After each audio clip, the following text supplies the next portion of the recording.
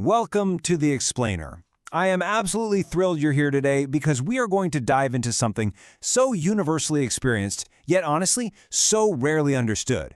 We're talking about navigating the physical changes we face after 50.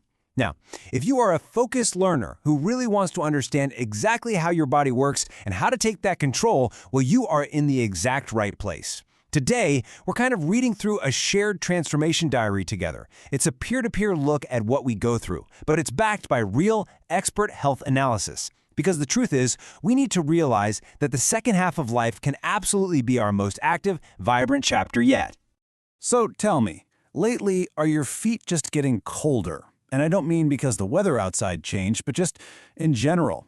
Do you wake up in the morning and feel like your toes are absolutely freezing? Or maybe you're doing a quick grocery run, walking down those massive aisles at Costco, and suddenly your legs just feel incredibly heavy and tired. I want to completely validate that struggle right now. You are absolutely not alone in feeling these sensory changes. We all feel them. And, when that heaviness hits, or when our fingers start to tingle while we're just sitting there watching TV, what do we usually tell ourselves? We whisper, well, I guess I must just be getting old. We just accept it, right? Like it's some tragic, inevitable fact of the calendar turning. But here is the massive paradigm shift we are making today. This isn't just inevitable aging. Actually, a lot of the time it is a mechanical issue, specifically a decline in blood circulation. And the really brilliant news here is that it's something we can actually fix. Section 1, Transformation Diary at 50, The Struggle. Before we jump into changing our habits, let's look at what our body is actually trying to tell us. These are the silent signs of poor circulation. Getting cold hands and feet, even when you're sitting in a perfectly warm room. That super frustrating numbness or that pins and needles feeling, especially right when you wake up or if you sit for a while. The heavy, fatigued legs after just a really short walk. And of course, that momentary dizziness when you stand up from your chair. So why does this happen? Well, your blood is basically the vital delivery system for oxygen and nutrients. When your circulation slows down, your nerves and muscles are quite literally being starved of oxygen. Your muscles get weaker, your heart has to work harder, and boom, you start feeling those exact frustrating sensations.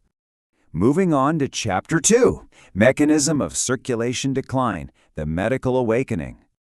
Okay, it's time to understand the hidden mechanics inside our bodies past 50. I want you to think of your blood vessels when you're young, like a brand new, totally flexible garden hose. The water, or in this case, the blood, flows strongly and rapidly. The hose easily expands and contracts no problem. But over time, especially past 50, those vessels become like an old garden hose that's been left out in the sun for years. They lose that nice elasticity, they become rigid, they become narrow. And because they can't flex anymore, your poor heart has to pump so much harder just to push the blood to the furthest points of your body, like your hands and feet. This is exactly why those extremities are the very first things to get cold and tingly. But here's the thing. It isn't just the ticking clock that ages our hose. There are actually hidden culprits quietly causing this vessel damage over the years. We're talking about chronic inflammation, persistently high blood sugar levels, prolonged inactivity, like, sitting at a desk for decades, high stress, and diets that are heavy in processed, inflammatory foods. These everyday lifestyle factors are the real villains that stiffen up our vessel walls. It's not just time, it's the wear and tear from our environment and our daily choices. Which brings us to the next section, the first step, building the blueprint. This is the action phase of The Explainer, and this is where our diary gets incredibly hopeful. Our goal here isn't to have perfect 20-year-old blood vessels. That's impossible. And look, I get it. Starting a new habit when your legs already ache and you already feel sluggish is incredibly daunting. The emotional friction of breaking out of a sedentary rut is very, very real.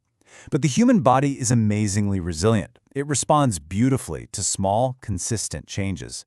We aren't trying to reverse time. We just need to improve the flow enough to maintain our independence, our comfort, and our active lives. That's the real goal. So, let's look at a step-by-step guide for the ultimate foundational habit, the morning walk.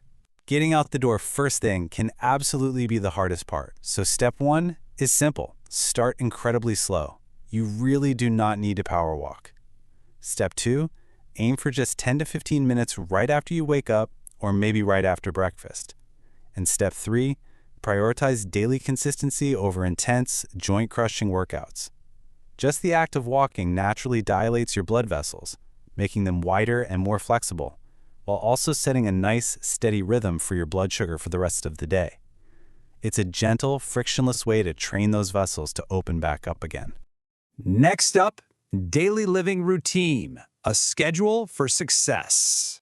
If we want to truly transform, we need a daily routine that just becomes a seamless part of living. And what's really interesting about this schedule is how incredibly simple it is. In the morning, drink a full glass of water immediately and take that short morning walk we just talked about. Hydration is absolutely key here because being dehydrated makes your blood literally thicker, which forces your heart to work harder.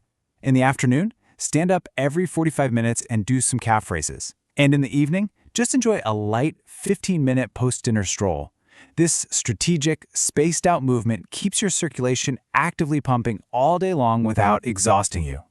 Now, I just mentioned calf raises, and I want to pause here on an absolutely incredible biological concept: the second heart. Did you know your calf muscles are literally considered your second heart? Because your primary heart has to push blood all the way down to your toes, getting that blood back up against gravity is really tough. That is exactly where your calves come in. Every single time you flex your calf muscles, they act as a powerful pump, squeezing the veins and shooting that blood right back up to your chest. It's amazing. So how do we hack this second heart? By integrating tiny, zero-friction habits seamlessly into our day. Try doing heel raises while holding the kitchen counter, waiting for your coffee to brew. Pace around the house when you're on a phone call instead of just sitting on the couch. Do some gentle sit-to-stand movements from your chair. Honestly, even just rotating and stretching your ankles while you watch TV makes a colossal difference in relieving those heavy, tired legs. Let's move on to our next section: nutrition, nourishing blood vessels. Movement is really only half the equation. We have to look at how fuel impacts the physical flexibility of our circulatory system. When it comes to our plates, there are certain foods our blood vessels absolutely crave. On the one hand, we have natural anti-inflammatories to love: salmon, walnuts, blueberries, spinach, beetroot, olive oil, and oats. Beetroot, for instance, naturally boosts nitric oxide, which physically dilates your vessels. Then, on the other hand, we have foods we really need to limit: refined sugars, fried foods, processed snacks, and excessive salt. These are the culprits that cause that stiff garden hose effect we talked about. Remember, our blood vessels physically reflect what we put on our plates every single day. Okay, I want you to burn this number into your memory right now. 45. 45 minutes is the absolute maximum amount of time you should sit continuously before standing up. Whether you are at a computer, watching a movie, or reading a good book, our bodies are fundamentally designed for movement. When you sit longer than 45 minutes, your circulation slows down dramatically.